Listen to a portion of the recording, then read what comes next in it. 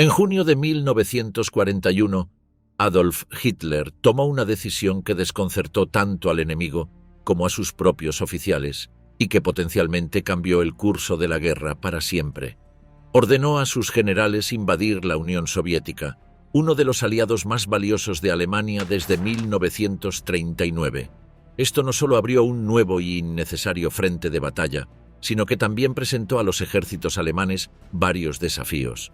El frío implacable, la inmensa cantidad de efectivos del Ejército Rojo y la valentía del pueblo soviético, que tomó las armas de inmediato contra los invasores, fueron algunos de los factores que dificultaron la invasión alemana de Rusia y que, en última instancia, provocaron su caída. ¿Qué hizo que Hitler estuviera tan seguro de que sería victorioso en Rusia? ¿Cómo fue luchar en el frío invierno siberiano? ¿Y qué destinos brutales encontraron los soldados alemanes en lo profundo del territorio enemigo? Una cosa está clara: el Frente Oriental fue el escenario de algunas de las batallas más sangrientas y crueles de la Segunda Guerra Mundial.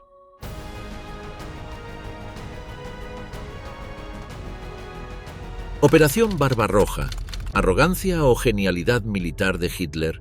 2 años después del inicio de la Segunda Guerra Mundial, los poderosos ejércitos de Adolf Hitler parecían imparables. Alemania ahora controlaba Polonia, Dinamarca, Noruega, Francia, Yugoslavia y partes del norte de África. Italia se había unido al eje en 1940 y los bombardeos implacables de la Luftwaffe aterrorizaban a toda la población británica.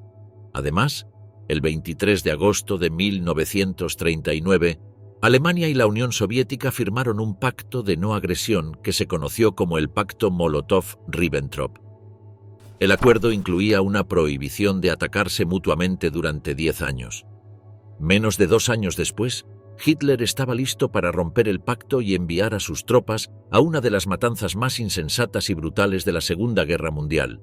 La exitosa invasión aérea de Creta convenció a los alemanes de que podían seguir expandiéndose hacia el este, ya que sus fronteras occidentales estaban protegidas por los estados aliados de España, Portugal e Italia, y los británicos eran incapaces de lanzar ninguna contraofensiva exitosa en ese momento. Esto fue antes del ataque a Pearl Harbor, y los Estados Unidos seguían los eventos europeos con interés pero sin deseo ni necesidad de participar. La Operación Barbarroja se lanzó temprano el 22 de junio de 1941, apenas unas semanas después de la invasión de Creta, y fue el mayor choque de armas que el mundo había visto. Alemania había reunido a más de 3 millones de hombres, un número colosal que pensaban que sería suficiente para subyugar a la población soviética y darle a Hitler el control de gran parte de Europa y una gran parte de Asia. Era un plan ambicioso, que según documentos recuperados después de la guerra, era algo que Hitler planeaba desde el principio. Sin embargo, se había decidido que la invasión de Rusia solo tendría lugar después de que Francia y Gran Bretaña hubieran sido derrotadas. Y aunque los alemanes derrotaron a Francia completamente en solo 6 semanas, los británicos todavía estaban luchando. Los historiadores han debatido extensamente en las últimas décadas las razones que tuvo Alemania para lanzar un ataque tan insensato en ese momento preciso. Después de todo, ahora sabemos que subestimaron enormemente los desafíos del Frente Oriental. Se calcula que, de los 70 a 85 millones de muertes que ocurrieron debido a la Segunda Guerra Mundial, 40 millones ocurrieron en el Frente Oriental. Pero por supuesto, en la primavera de 1941, nadie podría haber predicho tal número de muertes. De hecho, Hitler tenía 2 razones muy importantes y convincentes para apresurar el ataque a sus antiguos aliados. La primera razón fue el impulso. Alemania parecía imparable, y esto, junto con la impecable máquina de propaganda dirigida por Joseph Goebbels, tuvo un efecto embriagador en la moral de las tropas. La mayoría de los soldados alemanes creían que el fin de la guerra estaba cerca y que regresarían a sus ciudades natales victoriosos para el elogio de sus mujeres y el resto de la población. Alemania ganaba batalla tras batalla y capturaba posiciones estratégicas clave, como Creta en el mar Mediterráneo y Dinamarca en el mar del Norte. Por otro lado, el Ejército Rojo había sufrido una serie de derrotas que lo volvían inútil como aliado y vulnerable a un ataque dirigido a su corazón. De hecho, El ejército soviético acababa de perder casi 400.000 hombres en Finlandia durante más de 105 largos días entre 1939 y 1940, en lo que se conoció como la Guerra de Invierno. Los finlandeses resistieron a los soviéticos por mucho más tiempo de lo que se esperaba inicialmente, y aunque finalmente fueron superados por la colosal fuerza del Ejército Rojo, fue una gran victoria moral para Finlandia. Después de esta lamentable campaña, Alemania decidió que la Unión Soviética estaba en su punto más débil. En segundo lugar, Hitler, que era un aficionado a la historia y había luchado en la Primera Guerra Mundial, conocía bien las duras condiciones del invierno en Rusia.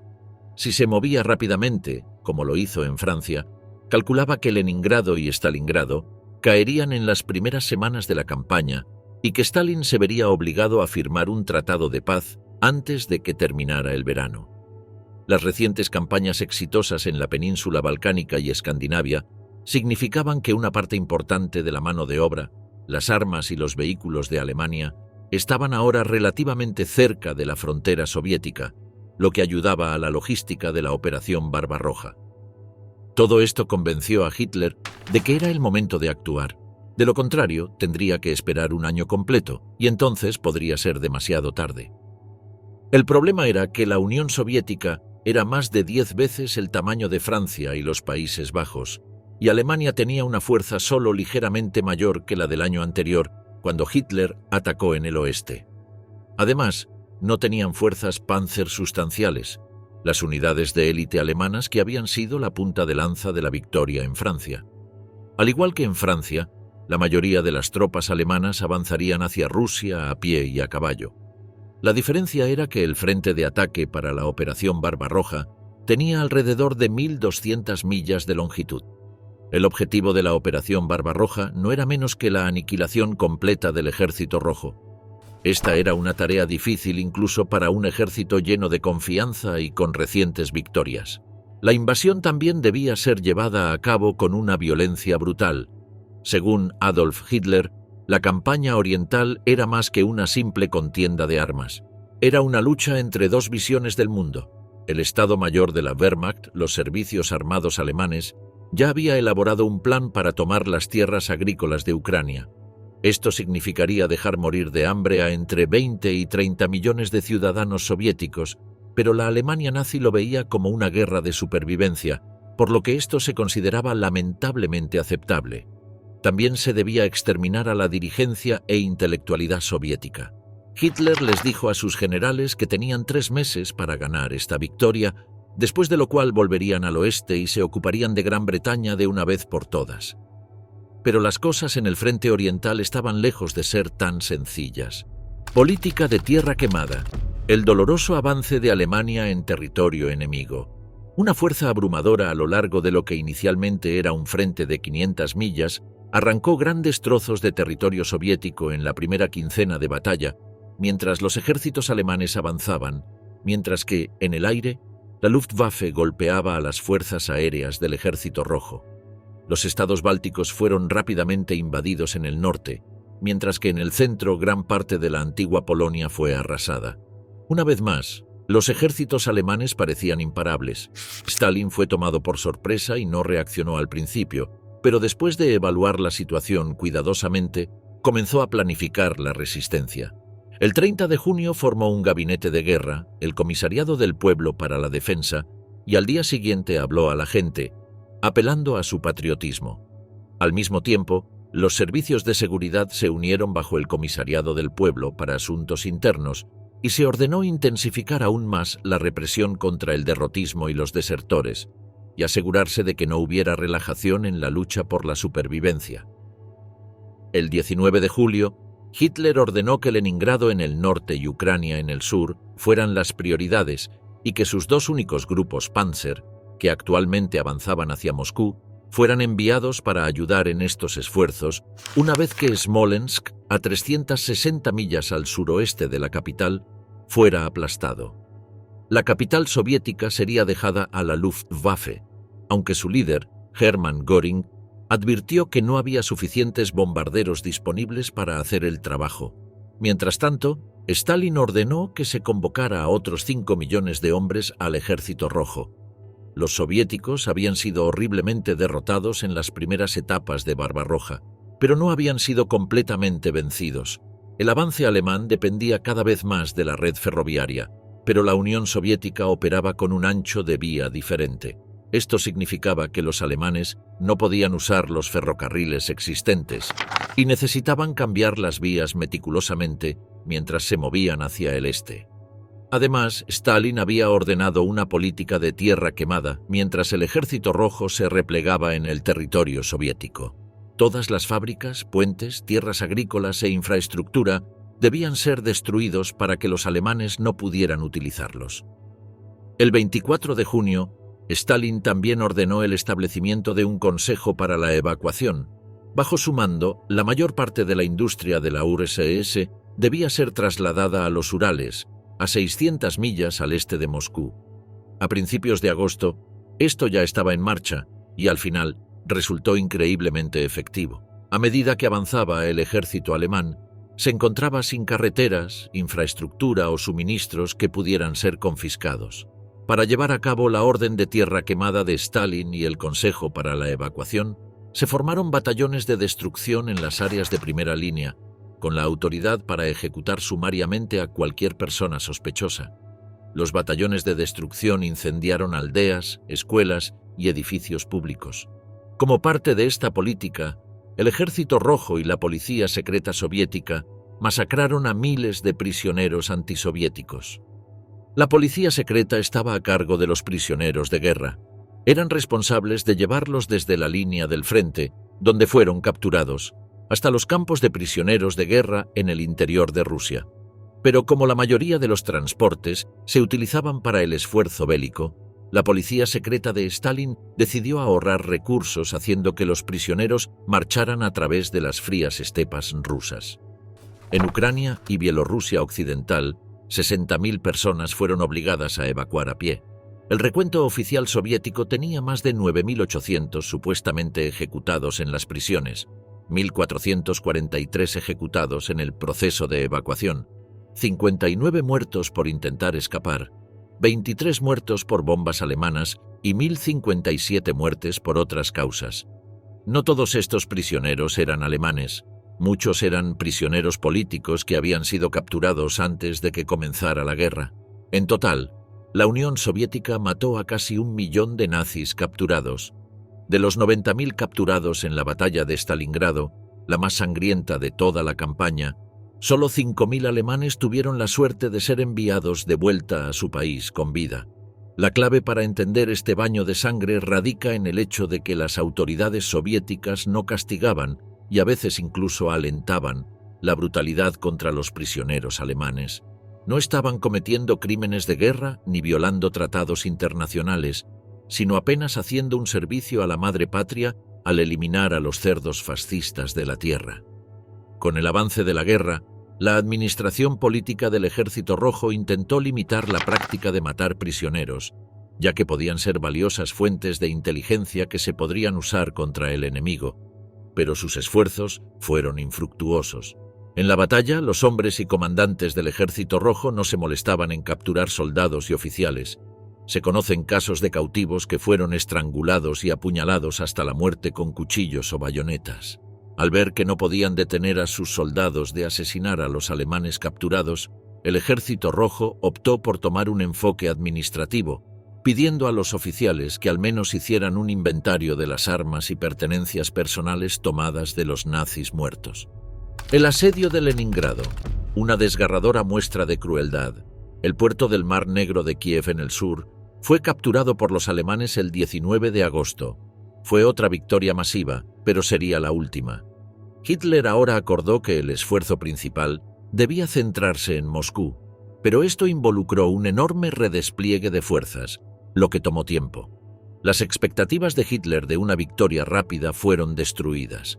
La batalla por Moscú, con nombre en clave Operación Tifón, se lanzó el 30 de septiembre, 3 meses y medio después de que comenzara la invasión, y para entonces había comenzado a llover. La lluvia pronto convirtió los caminos accidentados en barro. Los vehículos se averiaban cada vez más o se quedaban atascados. El combustible ya no se podía suministrar en las cantidades requeridas. Las bajas aumentaban y la mano de obra se estaba agotando. Los reemplazos de hombres, máquinas y piezas de repuesto no se podían encontrar ni entregar en las cantidades necesarias. Lo que hacía especial a la Wehrmacht era la velocidad con la que operaba, pero cuando se ralentizó no fue muy efectiva. Aunque el avance alemán se estaba desacelerando, en octubre estaban a solo 120 millas de la capital. Se ordenó a los civiles que ayudaran a construir una línea de defensa adicional, mientras que el general Georgy Zhukov fue traído para defender la ciudad con enormes refuerzos de tropas.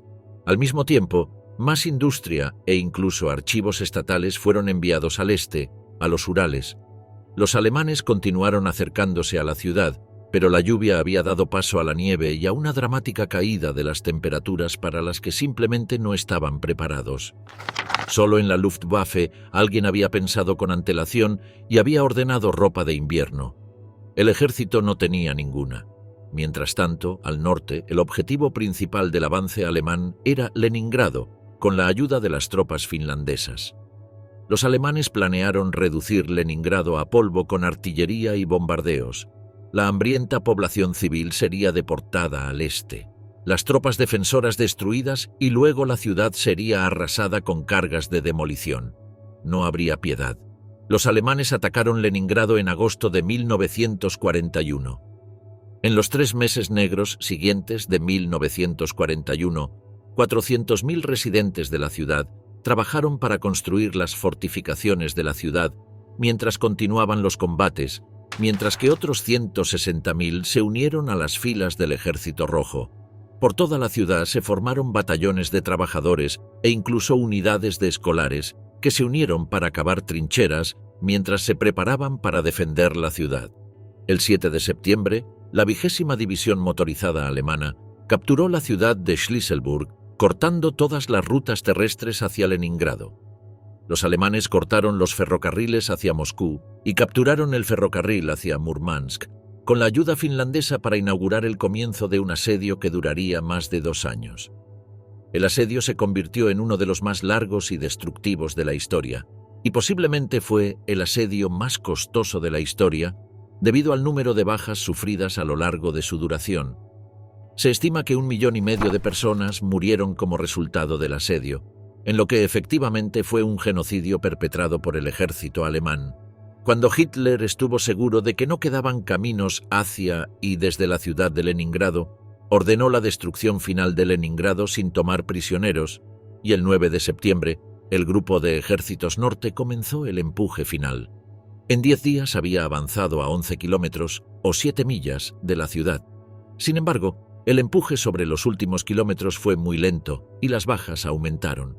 Hitler, ya impaciente, ordenó que Leningrado no fuera asaltada, sino que fuera sometida por hambre. El grupo de ejércitos centro permaneció estático y fue objeto de numerosos contraataques soviéticos, en particular la ofensiva de Yelnya, en la que los alemanes sufrieron su primera gran derrota táctica desde que comenzó su invasión. Esta victoria del Ejército Rojo también proporcionó un importante impulso a la moral soviética. Estos ataques hicieron que Hitler volviera a concentrar su atención en el grupo de ejércitos centro y su avance hacia Moscú. Los alemanes ordenaron al tercer y cuarto ejércitos Panzer que abandonaran el asedio de Leningrado y apoyaran al grupo de ejércitos centro en su ataque a Moscú. Las tropas soviéticas, muchas de las cuales tenían amigos y familiares en Leningrado, no estaban dispuestas a permitir que los alemanes se salieran con la suya. Hay innumerables historias de valentía en la lucha contra los nazis durante esta época de la guerra. Uno de estos héroes de la Unión Soviética fue Emir Lumanov, un teniente mayor de Crimea en el Ejército Rojo. Como hablaba alemán, fue enviado en una misión el 20 de julio de 1941, donde se disfrazó con un uniforme militar nazi, haciéndose pasar por un oficial nazi que inspeccionaba una unidad. Todos los miembros de la unidad dejaron sus armas a un lado para presentar sus documentos de identificación a Lumanov, solo para que luego tomara a toda la compañía como prisioneros de guerra. Como su misión consistía en obstaculizar el avance del ejército alemán y no había oficiales de alto rango que pudieran proporcionarle información valiosa, Eligió que un escuadrón de soldados soviéticos ejecutara a los prisioneros disparándolos contra una pared de ladrillos. Poco después, los alemanes sitiaron Leningrado y Lumanov fue nombrado líder de un batallón que participó en la ofensiva de Yelnya. Las batallas por Yelnya en agosto de 1941 fueron extremadamente intensas. El 11 de agosto, recibió órdenes de liderar a su batallón para avanzar más en Yelnya y expulsar a las fuerzas nazis de las laderas occidentales de la zona.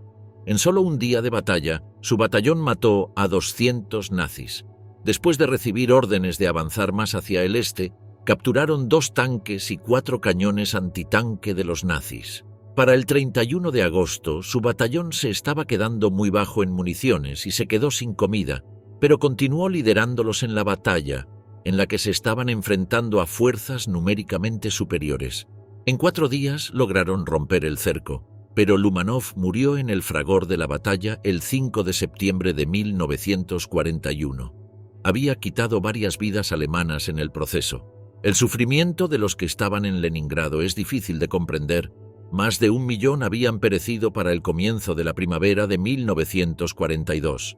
Para julio, más de 1 millón de toneladas de suministros habían sido enviados a través del lago Ladoga, que se había derretido recientemente, a la ciudad, mientras más de 500.000 de civiles habían sido evacuados y 310.000 tropas habían sido traídas, junto con un gran número de armas y municiones.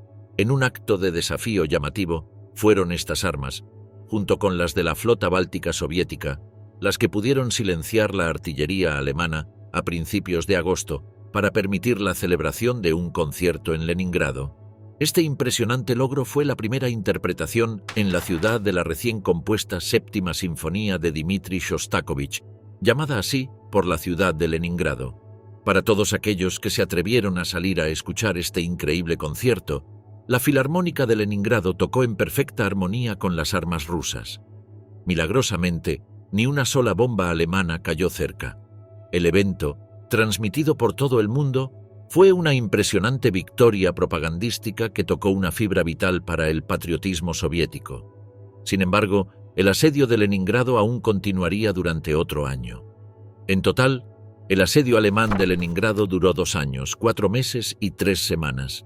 El ejército alemán sufrió casi 600.000 bajas, mientras que el Ejército Rojo informó de 3 millones de bajas, de las cuales 500.000 murieron en combate. La pérdida de vidas civiles ascendió a más de 1 millón, muchos de los cuales fueron masacrados durante los procedimientos de evacuación. Durante esos 2 años, la ciudad se convirtió en un baño de sangre. Para enero de 1944, los frentes de Leningrado y Volkhov habían reunido poco menos de 1 millón de hombres y casi 22.000 armas, mientras que frente a la costa se encontraba la flota del Báltico. El ataque del Ejército Rojo comenzó el 14 de enero y pronto hizo retroceder a los alemanes. El último proyectil alemán que cayó sobre Leningrado lo hizo el 23 de enero y 4 días después, a las 8 de la noche, el cielo sobre la ciudad se iluminó con una masa de colores mientras más de 300 armas disparaban un saludo de triunfo. Después de 880 días, el terrible asedio de Leningrado finalmente terminó. Un enemigo inesperado, mujeres en el Ejército Rojo. Durante la campaña, los alemanes quedaron profundamente sorprendidos al enterarse de que el Ejército Rojo había reclutado a tantas mujeres para luchar junto a los hombres. De hecho, esto era una anomalía en cualquier ejército de la época, e incluso hoy en día. Para algunos soldados y oficiales alemanes, saber que estaban luchando contra mujeres era un pensamiento repugnante, pero para otros, despertaba sus fantasías más básicas. La Unión Soviética fue una nación pionera en términos de igualdad de género. Quizás el mejor ejemplo de esto fue la creación de un regimiento de bombardeo nocturno completamente femenino, conocido como el 588 Regimiento entre 1942 y 1943, y el 46º Regimiento de Aviación de Bombardeo Nocturno desde entonces hasta el final de la Segunda Guerra Mundial. Los alemanes tenían un apodo para este aterrador grupo de mujeres pilotos, las Brujas de la Noche. El regimiento surgió cuando la mayor Marina Raskova usó su posición y contactos personales con el líder soviético Joseph Stalin para obtener permiso para formar unidades de combate femeninas. El combate facilitó y abrió paso a una aceptación reticente de las mujeres en el ejército, basada más en la practicidad y necesidad que en la igualdad. El 8 de octubre de 1941 se emitió una orden para desplegar 3 unidades aéreas femeninas, incluido el 588 Regimiento. El regimiento, formado por Raskova y dirigido por la mayor Yevdokiya Bershanskaya, estaba compuesto principalmente por voluntarias femeninas de entre 18 y 20 años.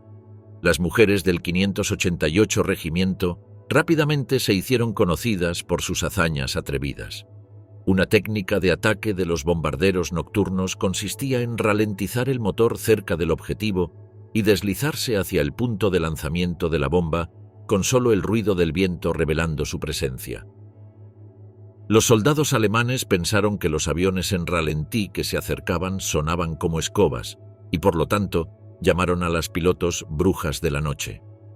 Debido al peso de las bombas y la baja altitud de vuelo, las pilotos no llevaban paracaídas hasta 1944, por lo que las primeras misiones eran increíblemente arriesgadas.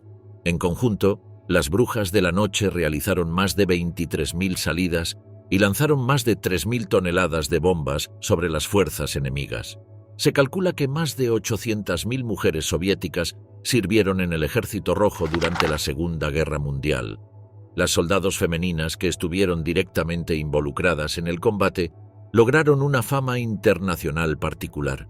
No solo las brujas de la noche fueron admiradas por la población, sino también las francotiradoras como Lyudmila Pavlichenko y Roza Shanina son algunos de los ejemplos más extraordinarios de la participación femenina en la guerra. Entre 1941 y 1945, un total de 2.484 francotiradoras soviéticas fueron desplegadas para la guerra y su cantidad combinada de muertes se estima en al menos 11.280.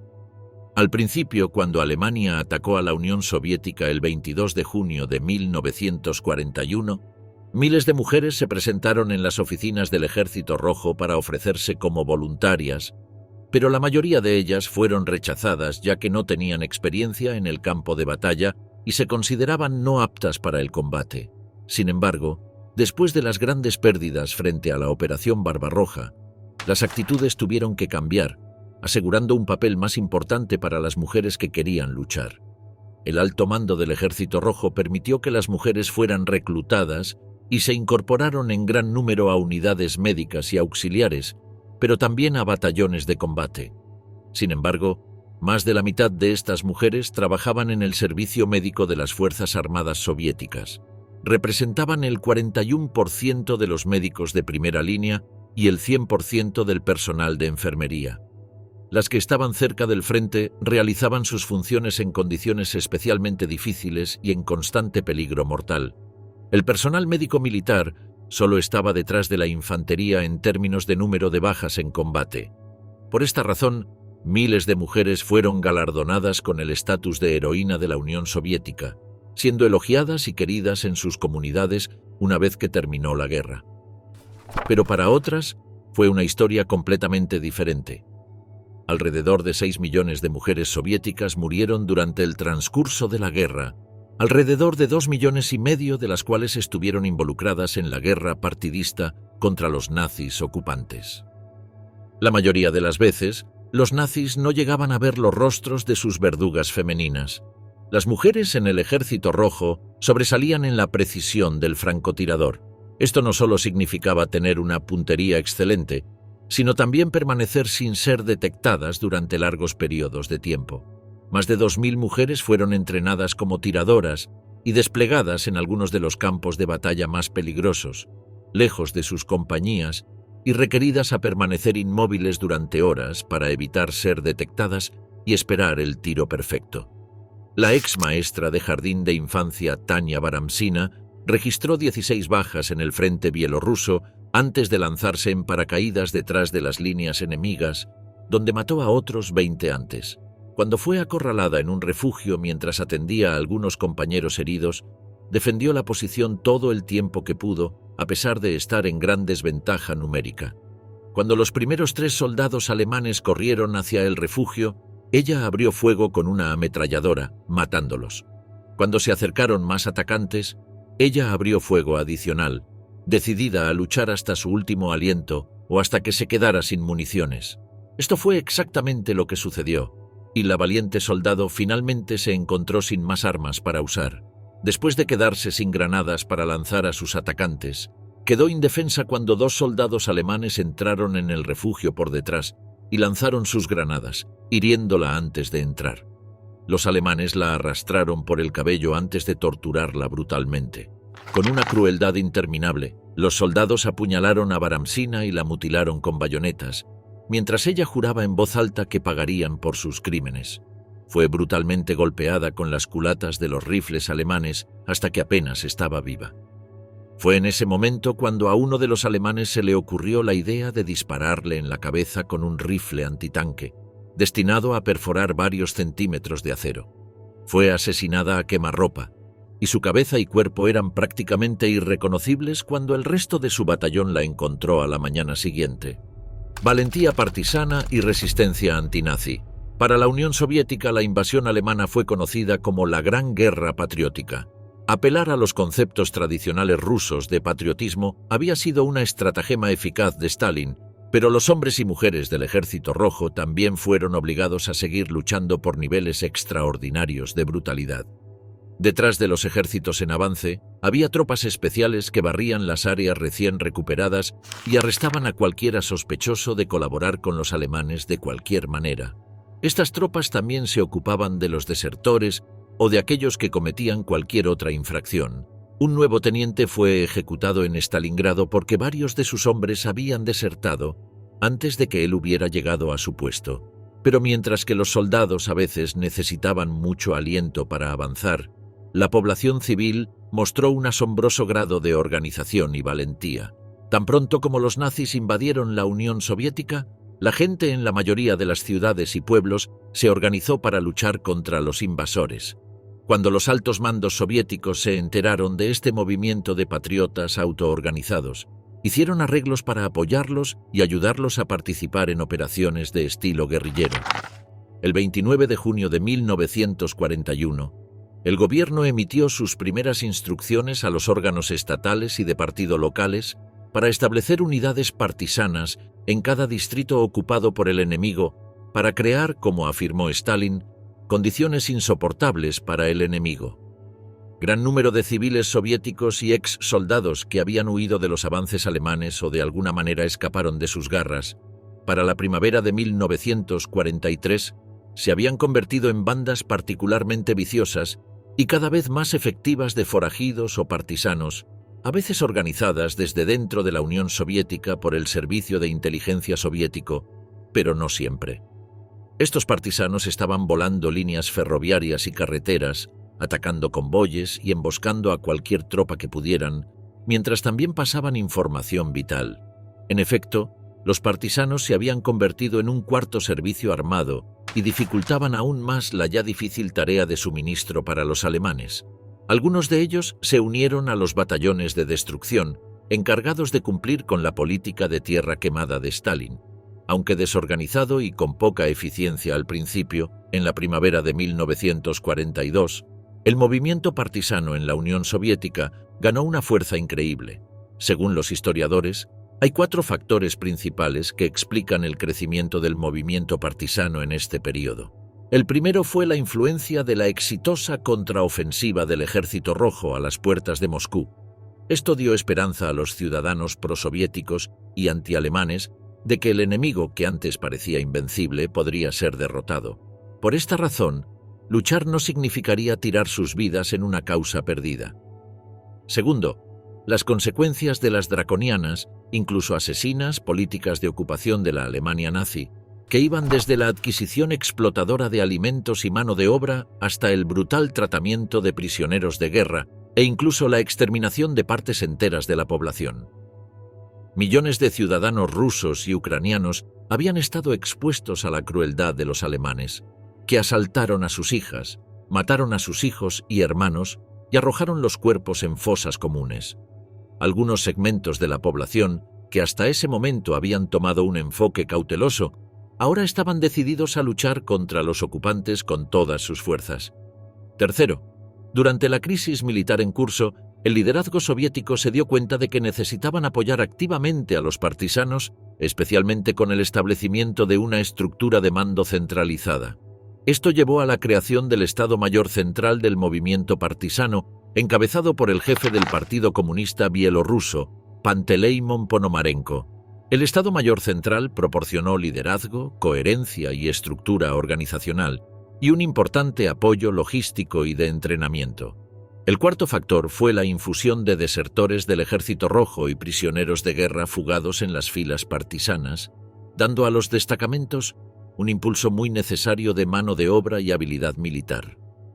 Las mujeres contribuyeron en gran número al movimiento partisano soviético, principalmente porque lo vieron como una oportunidad para finalmente luchar por su país, después de que las oficinas de reclutamiento del Ejército Rojo generalmente las rechazaban. De hecho, muchas mujeres estaban entre las partisanas más famosas y heroicas, especialmente muy jóvenes.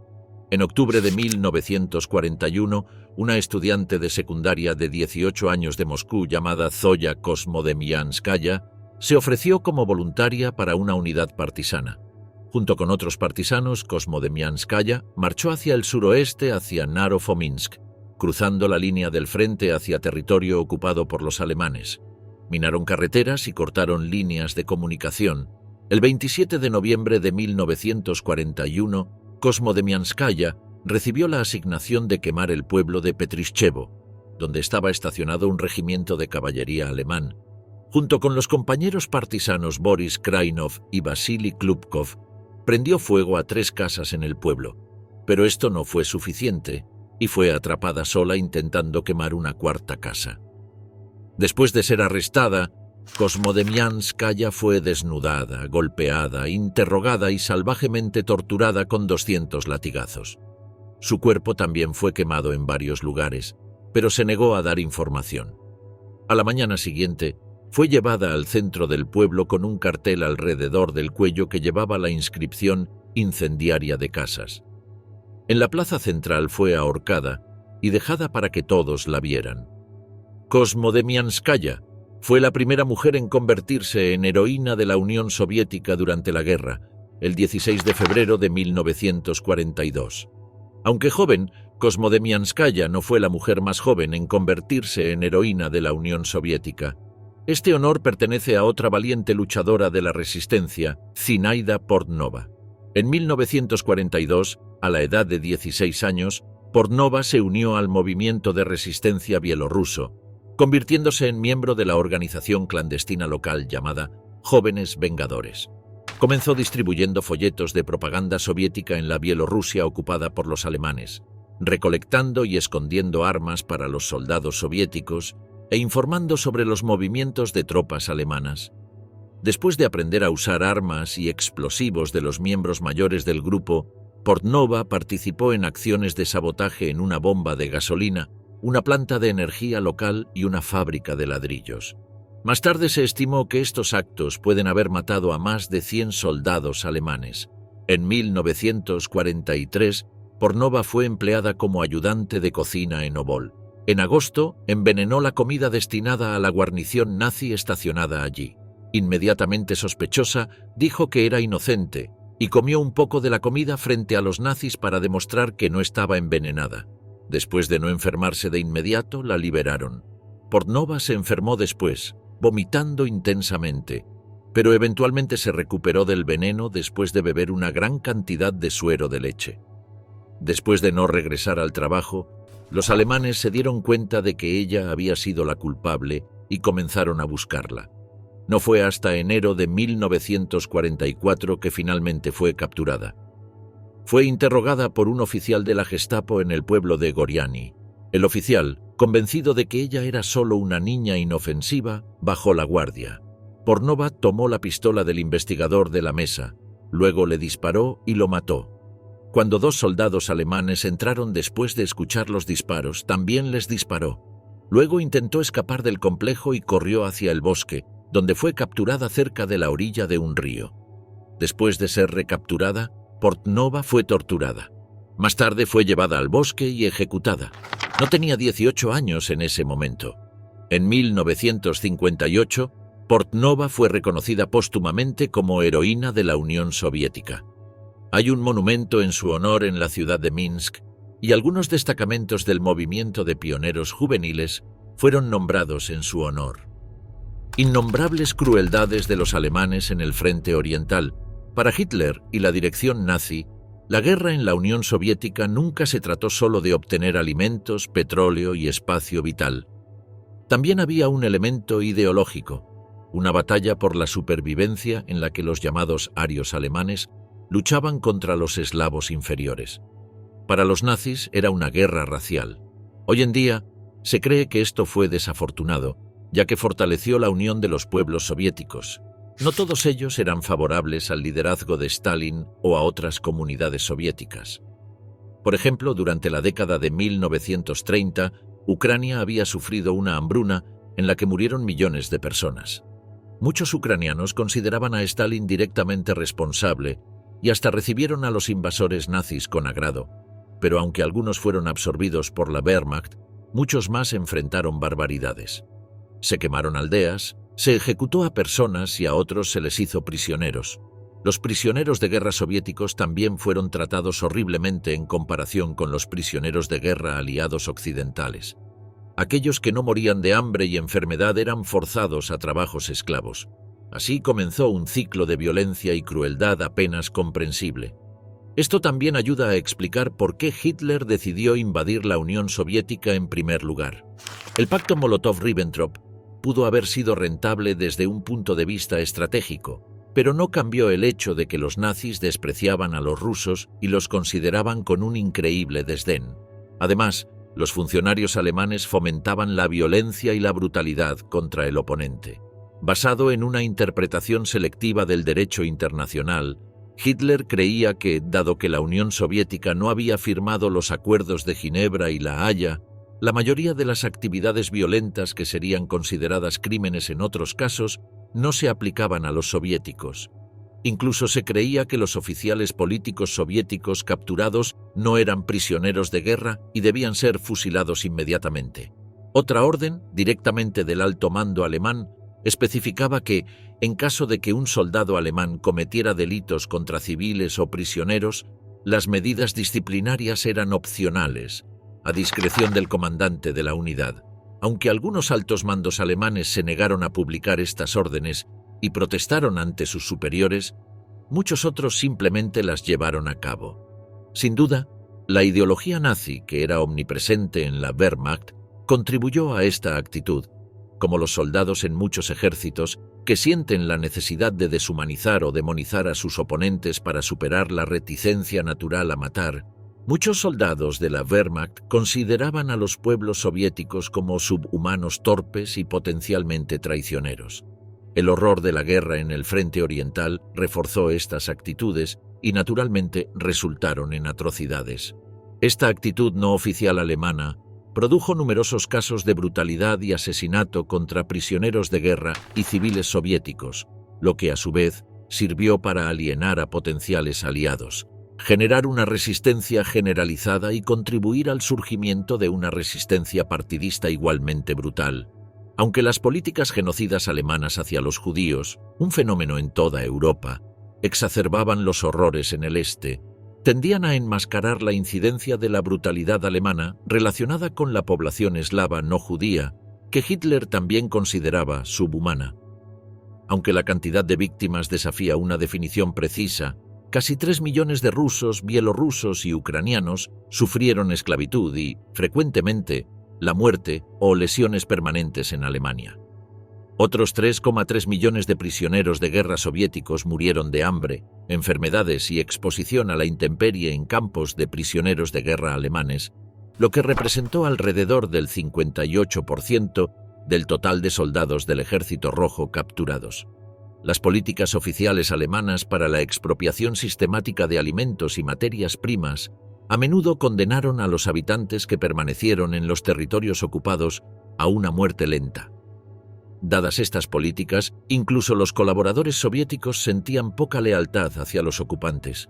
Por lo tanto, como hemos visto, A medida que avanzaba la guerra, la amenaza partidista aumentó a proporciones catastróficas. A su vez, la lucha partidista amarga aumentó la brutalidad en ambos lados. Los últimos 2 años de la guerra de Alemania en el este estuvieron marcados por una creciente brutalidad contra las poblaciones soviéticas y de Europa del Este. Sin embargo, a medida que crisis tras crisis seguían, la violencia se extendió a cualquier percepción de incumplimiento del deber por parte de los miembros de la Wehrmacht, lo que resultó en la ejecución de decenas de miles. Finalmente, una vez que la guerra llegó a Prusia Oriental, incluso los civiles alemanes estuvieron sujetos a la ley militar y, por lo tanto, también a la extrema violencia del ejército. La brutalización del ejército durante muchos años en el frente oriental y el carácter intransigente del nacionalsocialismo no dejaban espacio para la sentimentalidad o la piedad.